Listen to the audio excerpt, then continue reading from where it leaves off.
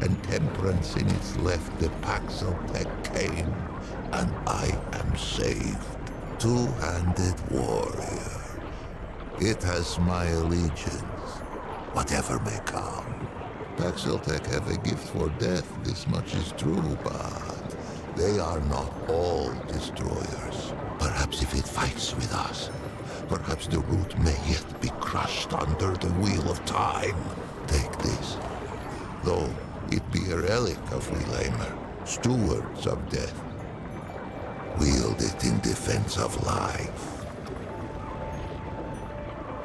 No thanks is needed, for I owe it a debt unpayable.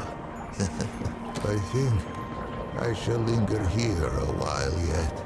Many are those who fell on these blood-soaked steps. No, some are now naught but bones. They each deserve the funerary rites of royalty. These I shall endeavor to complete with whatever time is left to me. If its road should ever wind this way again, grace me with a visit. There are yet tales of Yaesha, I might tell it, if it cares to hear them shared. On the contrary, it has been ages since I felt so very much alive. Let us first be properly introduced. Once I was called Lich, foremost of the Lemir. High priest of the dead. How I gloried in that title. Would that I had known the irony. A funerary priest of the deathless, the highborn, one who wraps the powerful in glory, and a Muslim who seals the secrets of the eternal empress with sweet seed oil and with night sap. We guarded the flesh of the great and sought their resurrection. Among these trusted sacred pan, I was the utmost. I relish the favor of her permanence. More fool I.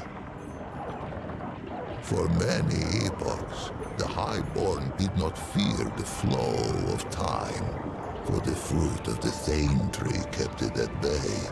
But there are other ways to die. Misadventure. The Eternal Empress dreamed of defeating this final terminus. If life could be taken, could it not be given back? The flesh was preserved against that question's answer. This was the province of the Lemir. But let us start at the beginning. Much would I have it know. And to know all, it must know what is first. Would it hear the history of the pan? In the time before time, the pan lived in the place that was. It is said that there came a great plague that ravaged the land so that the fields were seeded only with the bones of the dead and yielded only the cries of the bereft. With his flock drowning in woe, the leader of the pan held forth a great decree. 100 ships were built to hold 10,000 souls. With their god of many faces cutting the waves before them, the pan that were ventured across the Vilkmarza, the dark sea, through the long night. The Vaughnts prayed and the Red Widows wept, for no one knew if the dark sea had a far shore. 100 days lit the 100 ships, and 100 nights drew their swaddling across them too. But on the 101st day, As the Red Widow in the foremost ship bowed her horns to the god of many faces, a bird lit between them, singing, "Glory to the Pan, for they have reached the King Mother." Yaesha rose like the dawn before them, unseen, untamed, and free.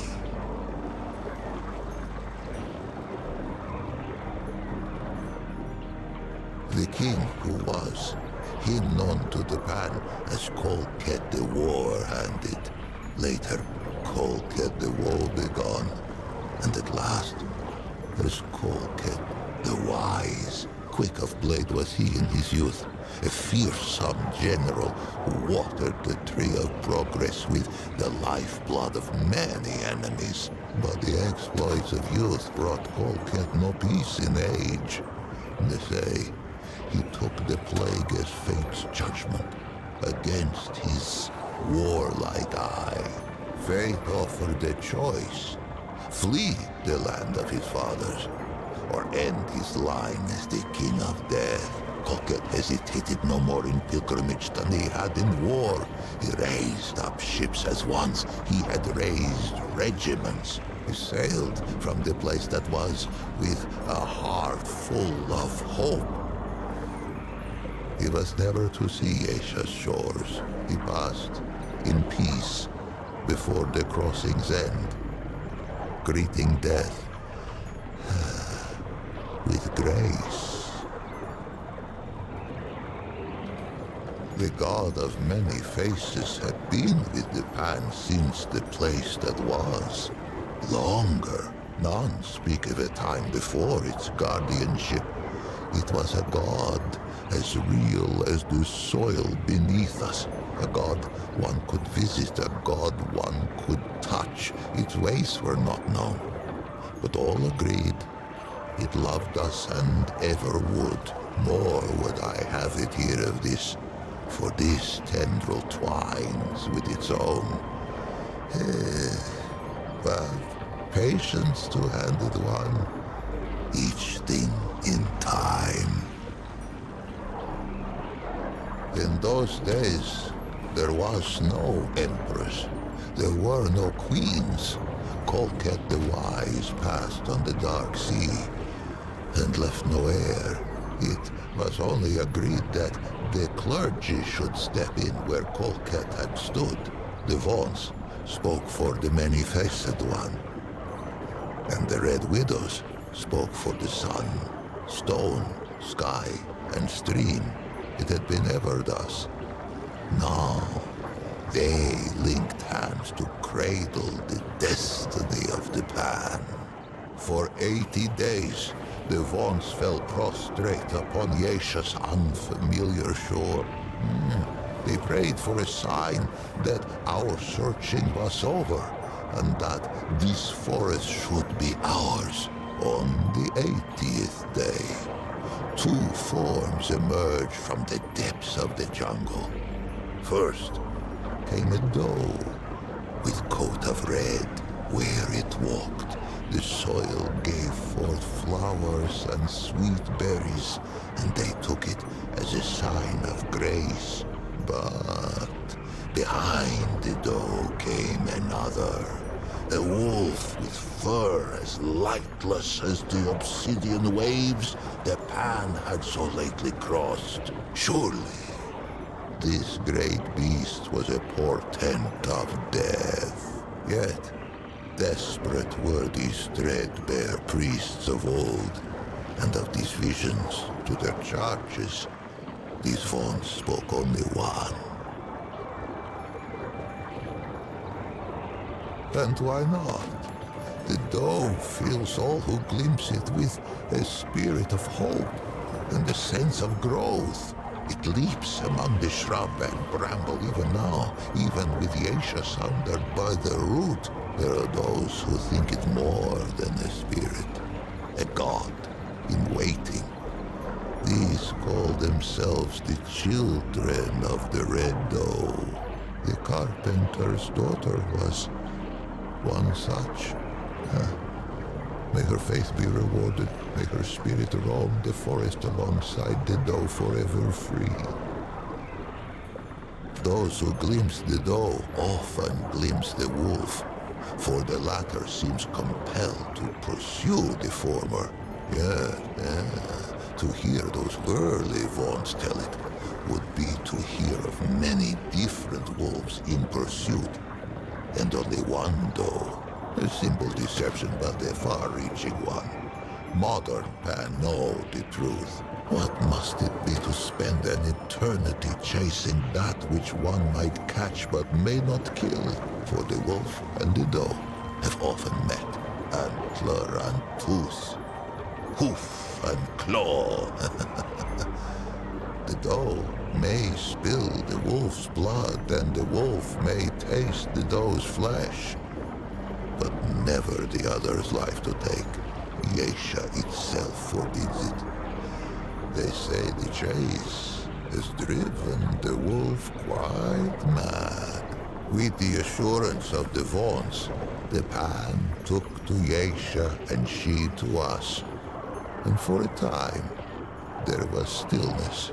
Men were born who had never known the land that was, nor the endless sea at their backs. One such was called Genus.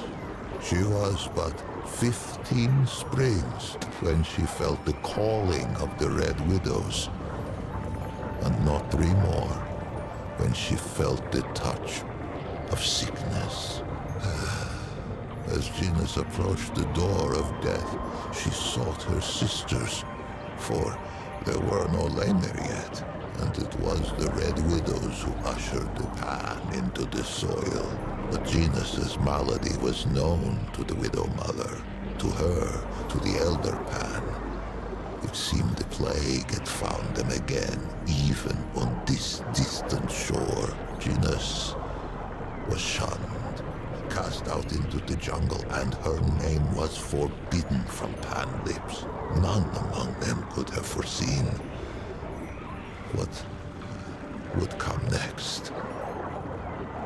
Plague-ridden and scorned, the Red Widow Genus had been cast into the jungle to be forgotten. But fate had other plans. After many days in the jungle, Genus emerged. The Pan were humbled, for all signs of plague had been lifted from the young Genus, replaced by a regal gait none could deny. Fascinated, all assembled to hear her tale. And quite a tale it was. Genus spoke of a vision that had come upon her as she lay in the moss, gasping out her last. In her vision, the plagues had returned.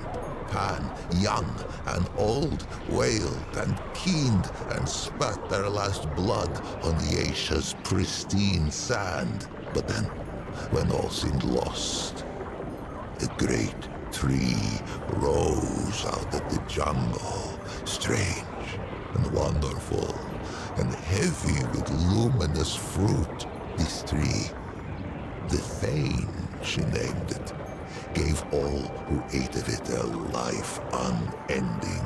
The Pan embraced it, and their glory stretched on for 1,000 epochs. Genus rose to power on this. A spire built of words. By spreading her message of doom and salvation. The Red Widows were easy converts, inclined to believe their sister, and eager to spread her vision to all the Pan. In time, they held more sway than even the Vaunts. It was a great shift. It would not be the last. Among the Red Widows, Genus was quickly elevated to Widow Mother. The crops flourished, and the villages spread. The jungle receded from the shore. It is Difficult to say. Genus has had charge of her own legend for an age of ages. Suffice to say, there is enough truth to her vision for me to know her personally, though I was born some 30 mothers hence, and yet, in knowing her, I find its question impossible to answer. But we get ahead of ourselves, two-handed one. Many seasons passed, and Genus grew stooped and lined as all Pan before her had. In her 77th winter, Genus had another vision. The Thane called to her, and she told her people it was time to seek it out. For the calamity was imminent. 500 Pan were assembled to undertake the expedition. Genus herself, a contingent of Red Widows, a party from each of the villages. Many imagined they would never see their queen again. Those that lived long enough came to know the taste of those words. When Genus, now as young and beautiful as the day she first beat death, emerged from the jungle once more, with 49 immortals at her back, she had been reborn a second time, as an Empress Eternal. For years they searched the forest, battling hunger, storms, and beasts red of tooth and claw.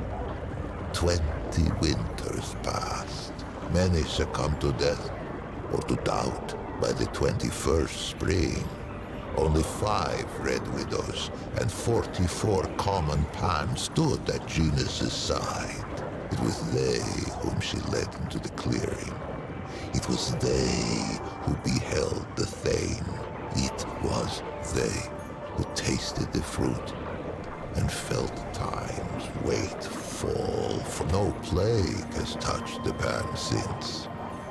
But calamity wears faces nearly as numerous as our god of old.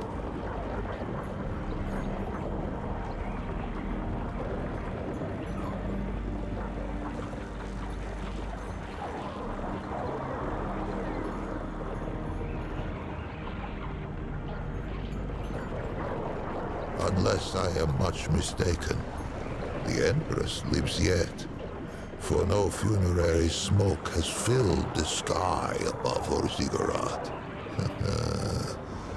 If the Pan vanish from Yaesha's soil, I imagine she will be the last to depart. With death thus leashed, the eternal Genus and her immortals brought forth an empire heretofore unknown.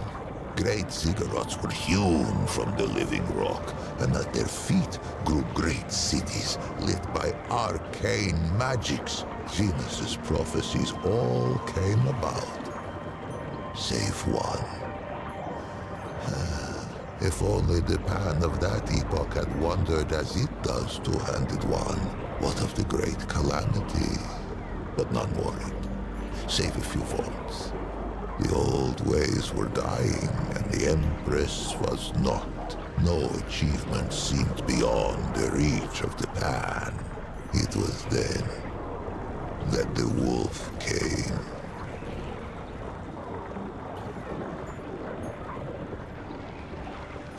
But the story of Yaesha is the story of who tastes the fruit of the Thane tree. 49 immortals begat many more. A deathless aristocracy. They traded favor with the Empress, traded years of life itself like fishmongers at market. They called it the Ravager, the very obsidian beast the vaunts of old had glimpsed and hidden. It sprang from the jungle as sudden as a squall. It made no more than mutton of the bravest warrior. Fear fell like night across the empire. Death roamed Yaesha. Ravenous death none could tame. There were those who would have seen the beast slain, but the Ravager was never much glimpse that the Red Doe should not follow, and vice versa. The green things of the jungle sprang from the Red Doe's feet. But on what do green things grow, if not the flesh of departed life? Who knew what would become of the Doe if the Ravager were felled? Who knew what would become of the jungle? Who knew what would become of the Thane tree? It was the twice humbled Vaughn's who kept the Empire from vanishing down the Ravager's throat, for the Vaughn's had pondered the beast since it first appeared to them on Yaesha's shores. It was they who had learned to listen to Aethir's song. They who learned to appease the Ravager with tribute, with dance, and with music. Balance returned, and the wheel of time rolled on. The song of all living things. It permeates our forest. It whispers in the leaves, thrums in the soil, shines in the sun, babbles in the stream. The Vaughn's devote themselves to the song's mystery. They play it to tap its power, as other Pan might use the energy of a crystal, or the heat of a flame. Those attuned in prayer hear it strongest, but all may catch its strain from time to time, even a Paxeltech. Who is to say? For that was hardly the last calamity to befall the Pan at Yaesha. With the Ravager appeased, the Empress dreamed of rule eternal. She should likely have had her wish. But for one thing, the Thane tree, that of the fruit of immortality, began to die. For many lifetimes her permanence hid this knowledge from all who served her, slave and immortal alike. And why not? She had amassed a great store of fruit, and surely something could be done to save the tree. Why crack the very bedrock of her society? But the tree's decline could not be arrested. Fruit was rationed. Noble lineages withered. We lay there, once prepared for the final death of death. Only those immortals who had fallen in battle or by misadventure. Now, we found ourselves winding wizened nobles in sap and muslin by the hundreds. Perhaps what came next was inevitable. Rebellion, insurrection, revolt. This was the fire that was to sweep through Yaesha's jungle. For a life of lifetimes, the Eternal Empress had hidden the decline of the Thane tree, but like the Vaughn's of old, had underestimated the power of one young, plague-addled Red Widow. Genus herself failed to foresee the power of one called Navun. Navun was one of her Eternity's own guards.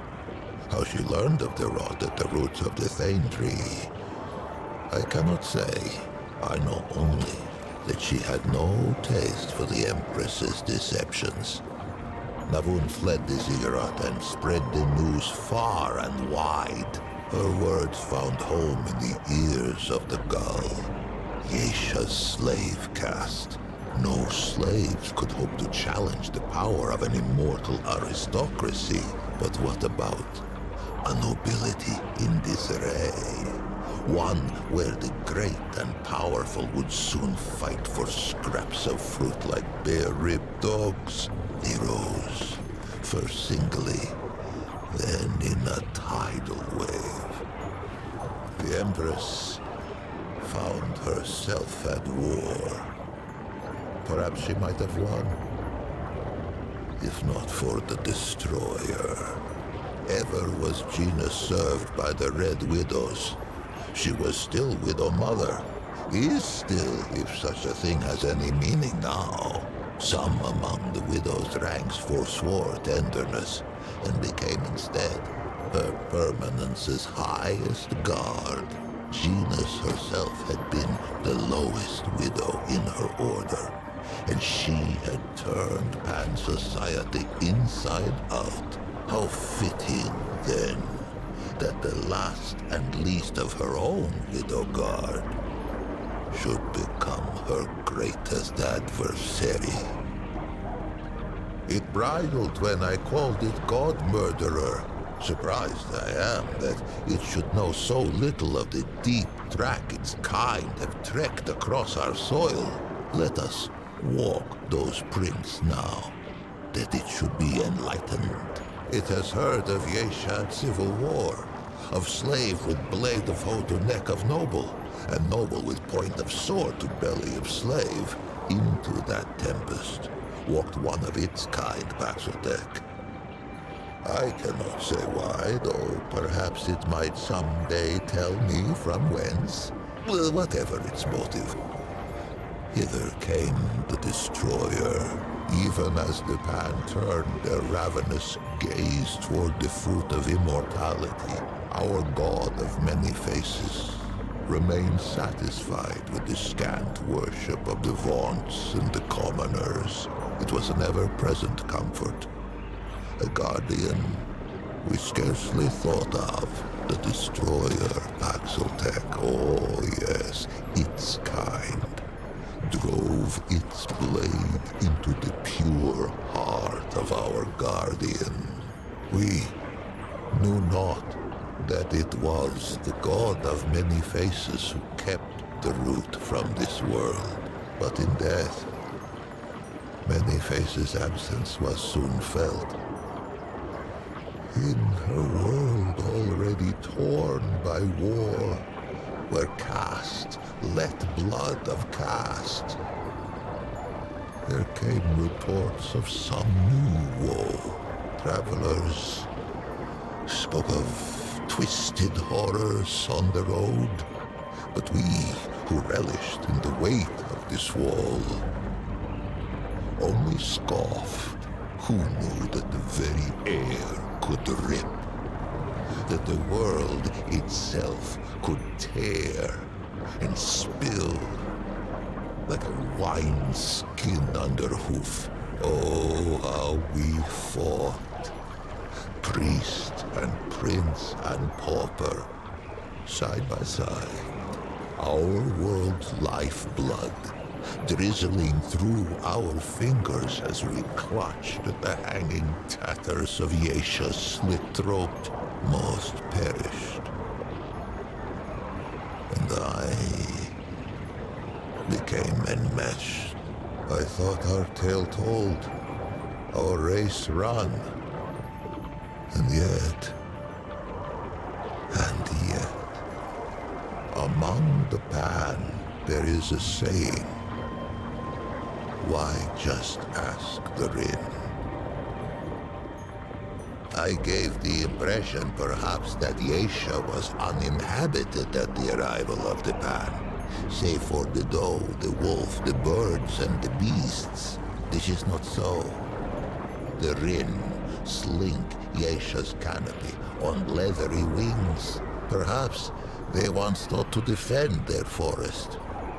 But lash and lure put that to rest. Lash in that no Rin could hope to withstand the onslaught of energy we Pan have learned to draw from Yaesha's native crystal. The Flying Ones have no talent for crystal craft. Lure in that under normal circumstances, Rin eggs reach maturity only with great difficulty. I know not who first discovered the potential for symbiosis between our species. Only that it is a whimsical god indeed who sends the most precious resource one kind could hope to acquire out the hind end of the other. As sure as there is iron in the soil of Yaesha, there is irony. It was a pad-footed Paxeltech who slew our guardian and brought the root. Would it be so strange to see a Paxeltech drive them from our shores? Perhaps. Perhaps as with Genus and the Voon. The strangeness is the point. It has done me a service unpayable. No reward can suffice. But perhaps, if it cannot be rewarded, it can be equipped. Colket brought war, then wisdom. Its forebears brought the root, but its wisdom stayed the flames, that I might live beyond the hated knot. Take this now, as a token of my gratitude.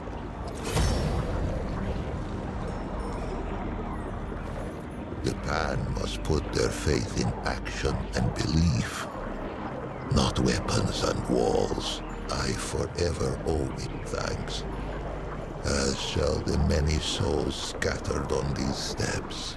To them I must tend. Be well, two-handed warrior. Be strange fate's agent.